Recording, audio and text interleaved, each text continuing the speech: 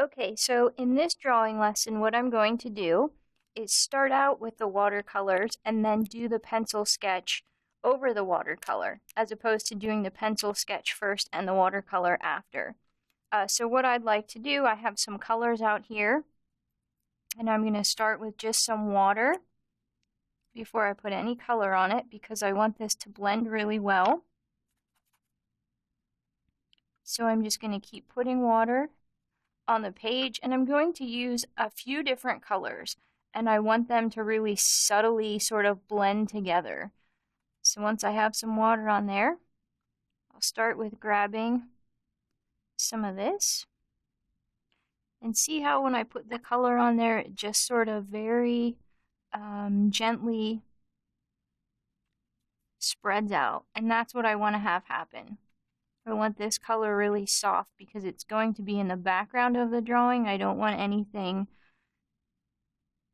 really bright to sort of compete with it.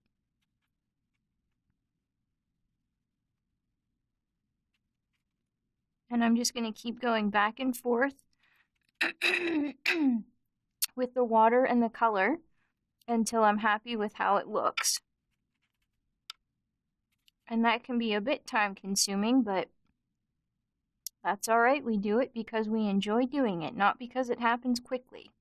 And you can see in the background too, I have a picture of a tiger up, and that's actually going to be my reference for the drawing that I do. So I just have that up in the background for now. And I'm just going to keep spreading this out.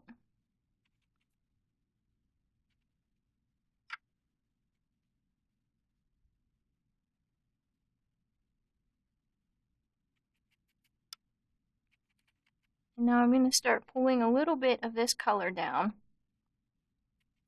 a little bit of this blue down, so that the next color that I use, they blend together a little bit, as opposed to having like a really abrupt change in color. I want these to sort of blend together.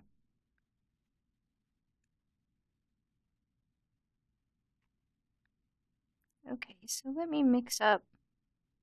We will do a little bit of like a reddish orange and see how that turns out.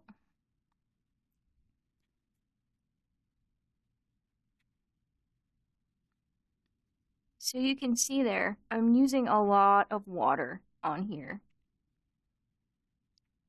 Because the other thing to think about is that actually blue and orange are complementary colors, which means if I put them together, it's going to make like a brownish sort of mud color, which I don't want to have in my drawing.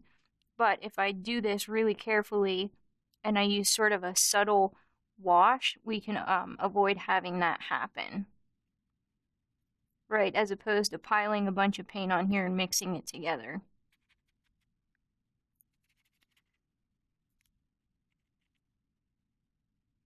And I'm just going to keep going back and forth, working with that really slowly and carefully.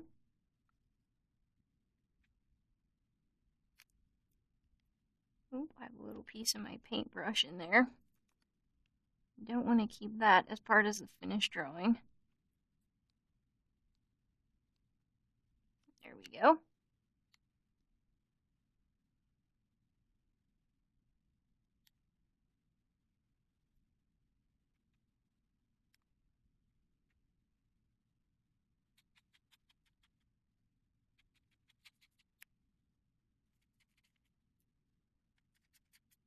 And the thing is, too, we can go back. Let's say I finish with this and I decide, you know what, I really want that blue to be in sort of a bigger area and have it go up and here and add more of it.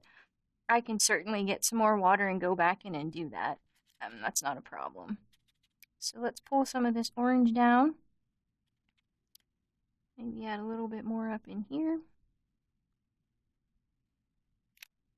You can even make, a few splatters in there, make it interesting.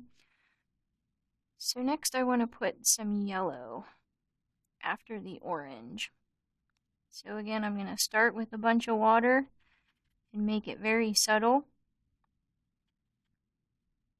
And yellow and orange are actually next to each other on the color wheel, so these are going to blend a little bit easier. I don't have to worry about it turning brown.